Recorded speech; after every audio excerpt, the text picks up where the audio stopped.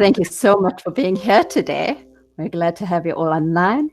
We are CityCanvas, and you'll be hearing from our core team today, myself, Michelle Wuchenhout, Nazma Ahmad, and Eric Santos. We are celebrating the arts and culture of the city of San Diego today. The Arts and Culture Commission approached Scale SD and they said, we want to engage people in the arts more. We want to have a place where people can map the assets of the city and showcase the events that are happening. And that's the challenge that we're tackling. So to just give you the context of the problem, engagement in the arts has decreased over the last few decades. Audience halls are emptying out, and people are simply not going to the arts as much as they used to anymore, often because they're unaware of events or costs, or they just don't know whether it will be for them. And of course, this is the context pre-COVID. Suddenly, in the middle of this challenge, we also have to face a pandemic where people can't physically go out to audience halls, and they need another way to engage in the arts. So we've had to tackle these challenges as well in our solution. So in short, how do we make art more accessible and increase engagement, especially now with the limitations of COVID? Our solution is a centralized platform that highlights local cultural places and events and offers a holistic, immersive experience to help people overcome their barriers to engage with the arts and culture of the city, and do this in a fun way through gamification and rewards so that it can become a community immersed in the arts. How will we be doing this? We have features to discover and map local culture. You can add and share walkable cultural routes and gain rewards in the process. From our discovery, we found that 72% of Americans attended an art event in the last way and do engage in arts in some form. But there's a particular drop in attendance in 18 to 49-year-olds.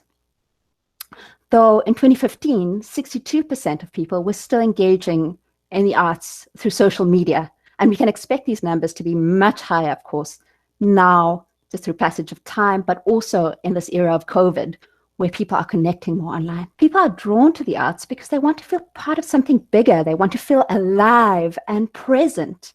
They want stress relief from their daily lives, particularly now when they also want to escape the house and feel an enhanced sense of self and a social experience while doing so. Of course, now with COVID, adoption of technology is on the rise. Most people are consuming information online, and people still want to remain culturally aware and relevant. Artists and art organizations have also suddenly faced this challenge, much like everyone else, that they have to showcase their work online through virtual exhibitions, talks, and workshops. And this has been such a sudden change that everybody is still coming to grips with how exactly the best way is to do this. So this is a fantastic opportunity for us while everybody is looking for something new and a new way to promote themselves during this unprecedented time. So seeing that we see this drop in attendance between 18 and 49-year-olds, this is the target audience that we've decided to focus on to build for the future of art audiences. And at this point, I'm going to give over to Eric to talk you through our audience journey.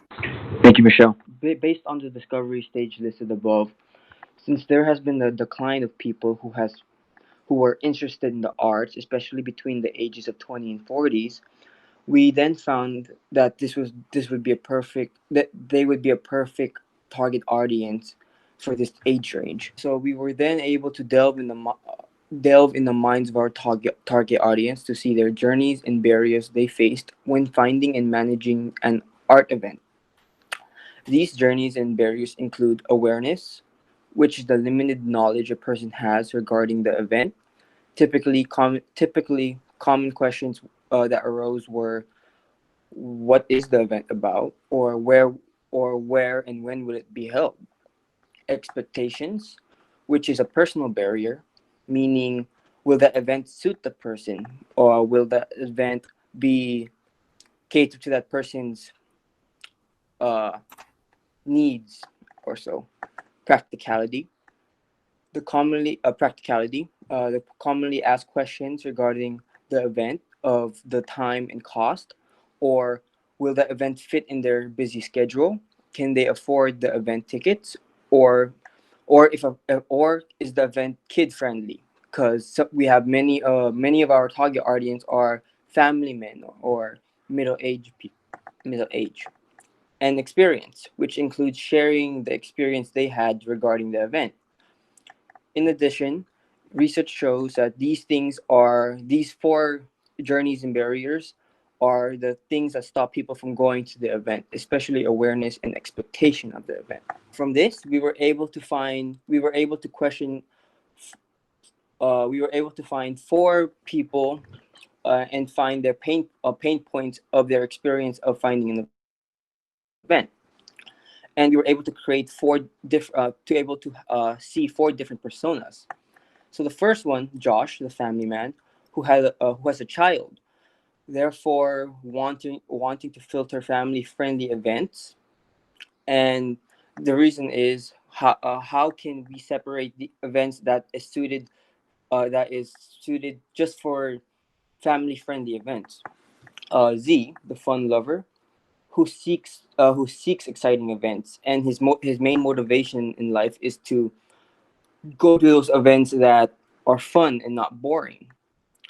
Katie, the artist, who wants to explore and discover new underground events, and is willing to see new and find new events. Laura, the socializer, who centers her activities around friends. So all the events she goes to will be either going with friends or family. Seeing all these pain points, we were able to create a problem statement of I don't know what's happening around me and if it's worth it. Here, I'm gonna hand over to Nazma, who's gonna talk about our product we created. So before I dig into the product side, I would really just like to talk about our key differentiators. So our product would, even though it will showcase some mainstream assets culturally, where our focus is going to be more on the local events and places that are present. Secondly, we're going to try to give take a more holistic approach towards how we're showcasing the arts and culture. So, which means that we're not only showing you the art place, but we're also telling you what's the nearest restaurant close by or the coffee shop, so you can really enjoy and have a full experience. Alongside with that, in the process, you'll be able to gain rewards, and the process has to be practical and accessible. We've identified our UX values. Number one being intuitive, that it has to be super easy to use. It has to be customizable, which means that at any point you want to create something that is your own journey, has your own experience towards it. So you have the ability to do that, and that it's flexible. So you can pre-plan and save for later or discover things right away. So the next thing I'm going to show you are these 5 key features. Sorry, can you go back to that slide? Thank you. Key features that I'm going to be showing you in the video below. Number one being onboarding. It's important to mention here that onboarding will only happen if you are doing an action on the app. Otherwise, the product itself is available to everybody. You'll have the ability to search and save, show you the map side of it. You'll be able to add content, and there's a small part of it how we're going to be incorporating gamification within our product. All right, bear with me. I'm going to be talking over. We tried to record this for the presentation. So you start off with an opening sequence of what CityCanvas is all about. It shows you sort of the product, what the key features are, what the product is offering before it takes you to the login page. Here you're able to create an account, or if you don't want to create an account, it takes you straight to the home page. If you're an individual or a business, you'll have different routes. So in this case, if you're an individual, we have standard practices of joining by Facebook or logging through email. I'll ask you about your interests. You can add those. And then you can build on your profile or skip and go straight to the home page.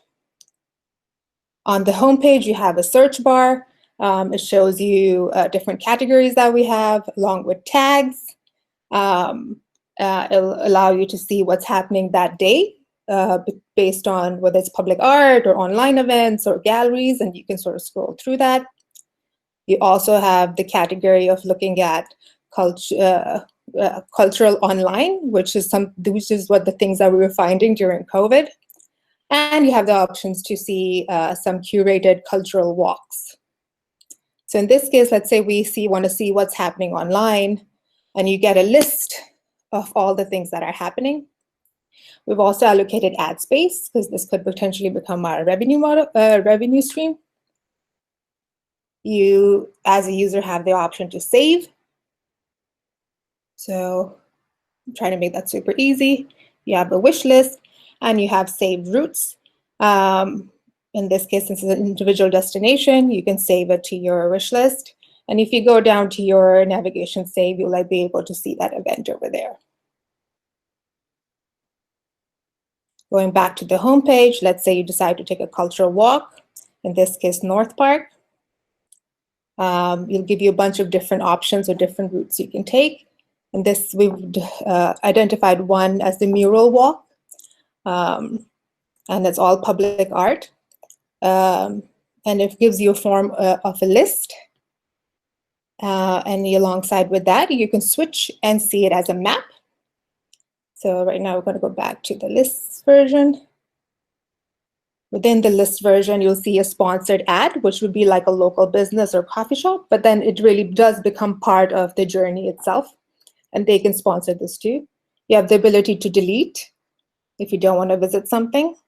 And then, of course, you also can dig deeper and find out more information, who the artist did, what is it about, look at what barriers are there. So for example, is it retail accessible, is it dog friendly, et cetera, et cetera. And then you, at the bottom, also have reviews.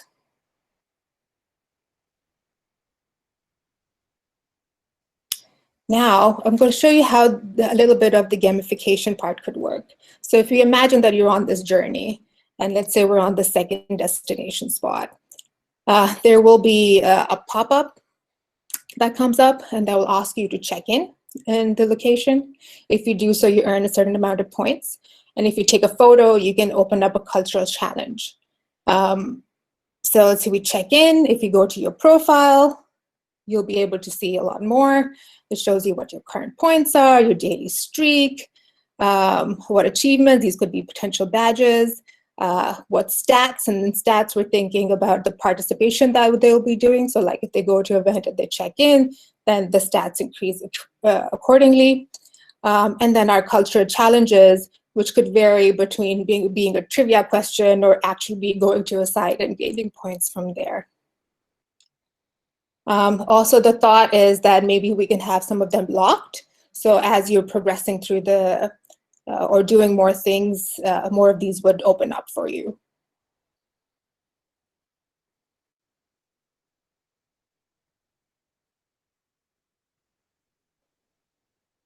So accept, maybe later. Haven't figured out a challenge yet.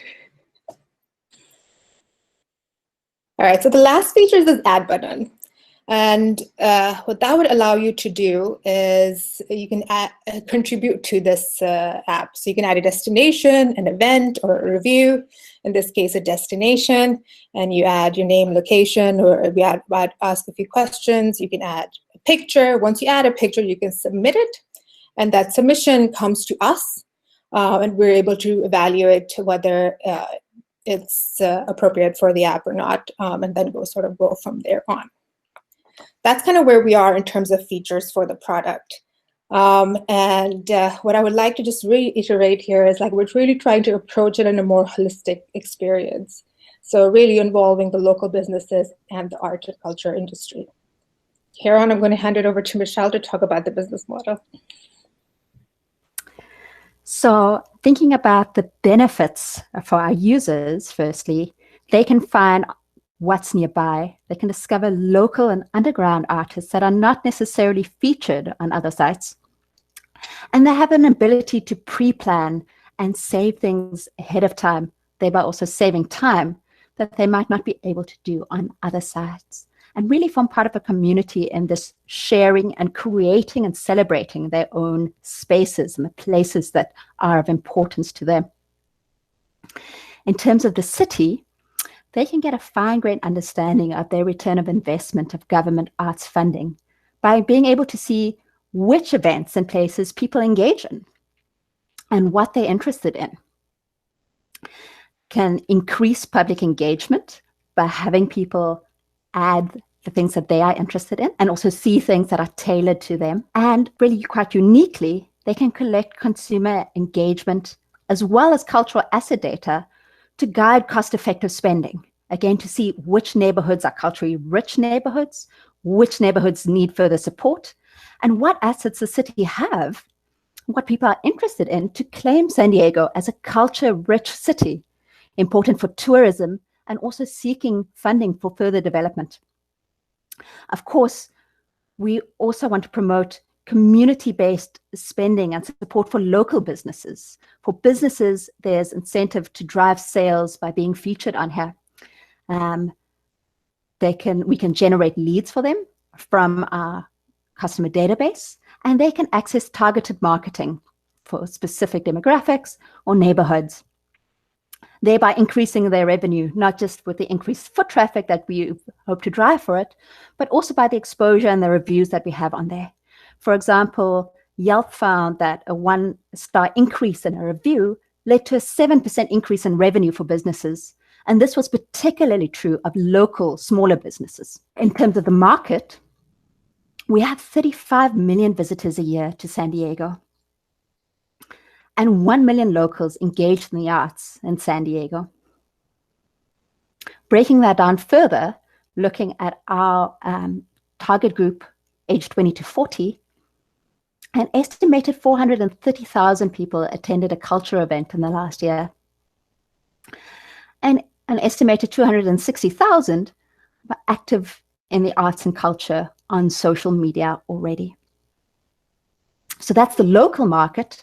In terms of the tourist market, like I said, there are 35 million tourists in San Diego each year, and UNESCO estimates that by 2022, half of visitors will be traveling specifically to see arts and culture related sites. So a potential 17.5 million users engaged with us. Now, of course, COVID has stopped travel for a while, but research surveys have found that 70% of people are still planning a trip in the near future, and 90% still want to travel once restrictions lift. So we hope that these people will be coming right back and eager to get out of the house and participate in arts and culture. So turning to our KPIs now, in terms of user acquisition, we're aiming to get about 15,000 downloads of the app in the first year. That's benchmarked both from the number of users on Facebook groups related to arts and culture in San Diego, as well as mailing lists of popular arts and culture groups, such as Vanguard Culture in San Diego. And with about 60,000 weekly active users in the first year. Of course, it's not just user acquisition that's important, though I'll speak about that more in a moment, but our app also needs to be sticky. And we've looked at typical travel and leisure apps for their benchmarks in user retention. And there we're targeting a 40% 30-day retention rate, so people still active on the app after 30 days. And a good return on investment in terms of our marketing, so looking at user cost, being able to get a user from first contact to install for about $5 worth of marketing. Let's look at that a little bit more. In terms of user acquisition, we've broken it down into locals, the tourist market, and then businesses. For locals, we're focusing right now on building this local community. So identifying content creators and local arts ambassadors who will both promote the app, but also create content for the app, such as Roots, to have a blog on there and have relevant local and up-to-date content that will draw locals with things changing in there.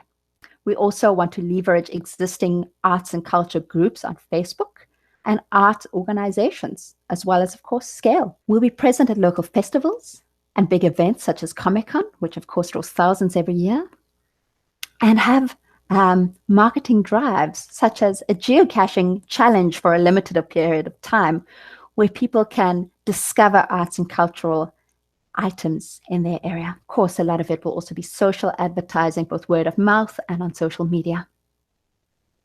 As for tourists, we want to be present right from the start at their decision-making and planning stage of the process. So while they're searching for a destination and an itinerary. And we plan to do this by linking with travel sites, booking agents, leveraging potential partnerships with tourism companies, hotels and Airbnbs, restaurants and local museums. Be present on sites such as TripAdvisor and Lonely Planet. And again, have that social advertising to get businesses onto the platform. For after all, up-to-date local content is really what will draw in the market. Is we have to make it easy for them to be able to advertise their events and sites on there. So we aim to be the one-stop shop that is easy to use to make event posting. And more than that, to provide data on marketing efficacy. We've been speaking to a lot of arts organizations over the last few months, and almost all of them have said that they use lots of different avenues for marketing, and they spend money on this, but they really have no idea which avenues are more effective than others. And we have a way to track this data, to see where people are coming from and where they're going after this, to give them that essential information. Many have also said that they're not sure which message to send out to attract different groups. So we can provide both data and skilled resources to craft that marketing message, giving them the best possible exposure via our blog and the platform. Looking at the revenue model, the first year we'll be developing the app and will be mostly funding dependent. But after that, we plan a mixture in revenue between licensing and advertising. Licensing being of the city, for example, who can then gain access to an administrative platform where they can see what and how often users are engaging in different events, and gain insights into their spending and ROI. In terms of advertising, this is both single advertisements that businesses can place, and we've benchmarked this according to other sites. We've seen that similar sites can advertise for $3 a day, coming in quite a bit cheaper than big sites like Facebook or Google to draw in businesses. Organizations and companies can also sponsor a route that highlights their business and shows different arts and culture events in that area. And we've benchmarked that at about $500 to $1,000 a year for such a route sponsorship. So as our user base grows, we expect that more and more revenue will come from the advertising side. Having a look at our competitors, you can see CityCanvas is on the far left, and a comparison with the others on the right. We have two main competitor groups. The first is groups focused on everyone, and then apps specifically focused on tourists. Looking at that first group, focused on everyone, we've got the two big hitters, Facebook and Google Arts and Culture.